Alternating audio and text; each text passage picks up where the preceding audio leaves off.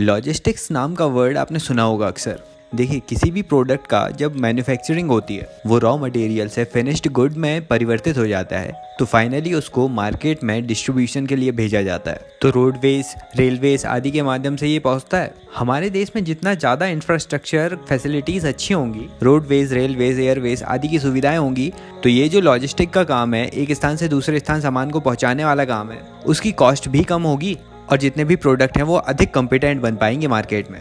लेकिन अभी कंडीशन ये है कि हमारी जीडीपी का लगभग 14% इस लॉजिस्टिक्स में ही खर्च होता है, लेकिन वर्ल्ड के अन्य देशों में ये खर्चा 7 to 8% ही आता है। तो अभी भी हमें इंफ्रास्ट्रक्चर पर वर्क करने की बहुत ज़्यादा ज़रूरत है।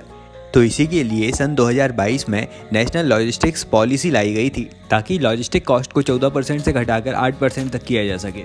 और इसी के अंतर्गत बनाया गया था यूनिफाइड लॉजिस्टिक इंटरफेस प्लेटफॉर्म। हाल ही में हमारे प्रधानमंत्री जी ने इसकी बहुत तारीफ की है। अब ये प्लेटफॉर्म करता क्या है, तो ये लॉजिस्टिक्स की रियल टाइम इन्फॉर्मेशन देता है, बताता है कि कार्गो का मूवमेंट रियल टाइम में किस तरह से हो रहा है, उसकी एफिशिएंसी कितनी है, उसे मॉनिटर करता है। इससे लॉजिस्टिक्स की कॉस्ट भी कम होती है। अब इसमें API क्या होता है? इसका फुल फॉर्म है एप्लीकेशन प्रोग्रामिंग इंटरफेस। ये ऐसा इंटरफेस होता है जो दो अलग अलग प्रकार के सॉफ्टवेयर प्रोग्राम्स को आपस में इंटरकनेक्ट कर देता है। जैसे इस केस में गूगल मैप को कार्गो या कैब से इंटरकनेक्ट किया गया है। अब इस प्लेटफॉर्म के जरिए इंटीग्रेटेड अप्रोच अपनाई गई है।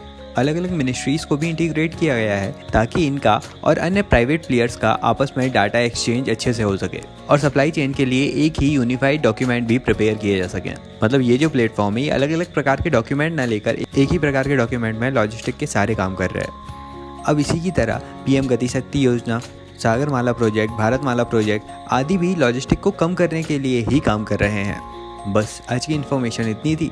अच्छा लगा वीडियो तो लाइक कर दीजिए, सब्सक्राइब कर लीजिए चैनल को, अभी बहुत कुछ आना बाकी है। Thank you so much for listening.